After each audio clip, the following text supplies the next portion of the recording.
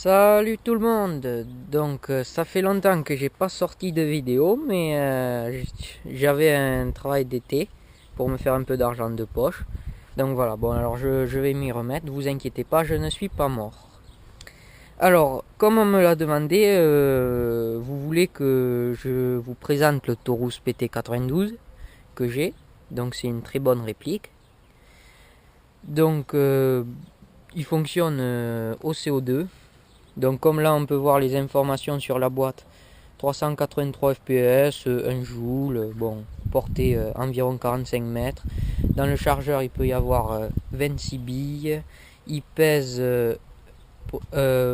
presque 1 kg, il mesure 22 cm et le hop-up est réglable. Donc bon, vous voyez que la boîte est plutôt simple, mais la photo est pas mal. Donc on ouvre bien sûr la notice, blabli boubla. Ne pas tirer dans les yeux, ne pas s'en servir avec les enfants, enfin bon bref.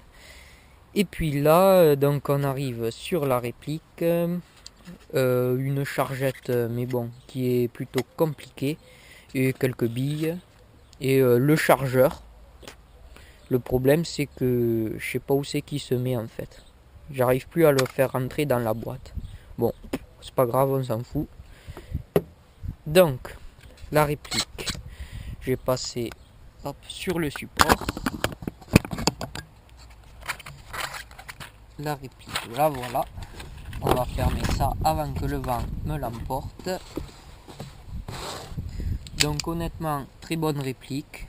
Donc on va commencer par les marquages. Donc là, Taurus. Et bon, quelques marquages, hein, comme vous pouvez le voir. Bon, c'est pas ce qui m'intéresse le plus. Moi, c'est que la réplique fonctionne et que je m'amuse bien avec. Donc, la réplique est blowback. Voilà. Donc là, c'est l'arrêtoir de culasse. Hop. La sécurité. Voilà. Donc, petite remarque. Quand la sécurité est mise, on peut quand même appuyer sur la gâchette. C'est pour pas que sur certaines répliques, quand il y a la sécurité, ça bloque la gâchette et si on y force trop, ça casse. Là, au moins, si on y force, ben, ça tire pas. Voilà. Donc, un grip très agréable, je trouve. Et donc, la réplique se démonte en deux parties. Voilà. Donc, il va falloir que je le graisse un peu parce qu'il commence à être sec. Voilà. Alors, vas-y, alors Coco, remets-toi. Voilà. Alors, attendez. Coco Larico. Allez, qu'est-ce que j'ai fait, quoi. Voilà. Donc oui, on peut accrocher une dragonne. Voilà. Là, il y a un petit trou. Donc, c'est pour éviter de le perdre. Il y a un rail situé ici où on peut accrocher toutes sortes d'accessoires. Mais je ne m'en servirai pas. Voilà. Bon, alors maintenant, on va recharger le chargeur. Et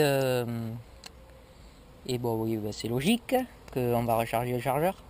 Et on va faire un petit test de tir. Donc je précise que la boîte n'est pas vendue avec. Et c'est juste une boîte où je mets tout mon petit matériel quand je vais en partie. Donc je vais prendre une cartouche et la clé qui va avec le chargeur. Donc, bon, très facile, hein. On enlève le cache qui nous permet d'accéder au dessous du chargeur. On le dévisse avec la clé Allen. Hop. Voilà. Donc ne pas perdre. Après on insère la cartouche CO2. On revisse tout doucement. Oups là. Donc après, quand ça commence à forcer, hop, on va entendre un petit piou. Non, même pas. Donc voilà, c'est bon. On ne serre pas trop parce qu'après pour desserrer c'est impossible. Juste assez pour pas que ça fuit, mais pas trop pour qu'on puisse desserrer. Donc voilà, là la cartouche elle est mise. Donc maintenant je vais prendre un speed loader qui n'est pas vendu avec des billes 0,25 grammes. On tient ce qui pousse les billes vers le haut, on le tient vers le bas et on peut les insérer par le petit trou. Hop. Alors, si j'essaie d'incliner en même temps, hop, pour que vous voyez, j'y arrive pas. Bon, j'ai chargé à la gros cochon, mais c'est pas grave. Normalement, les billes elles sont en quinconce là, comme la partie supérieure, mais j'ai chargé rapidement, donc juste pour vous montrer. Voilà, donc maintenant le tir. Donc oui, au passage, sur le canon, il y a un pas de vis anti-horaire de 14 mm, ce qui permet de fixer un silencieux, celui que vous voulez. Donc moi, le silencieux, je l'ai acheté en même temps que la réplique pour 180 € je crois, à Software 31, pour ceux qui me demandent le magasin. Voilà. Donc maintenant, on va essayer, enfin on va tester, on va tirer avec. Et ne m'en voulez pas si je rate, ça fait longtemps que j'ai pas tiré.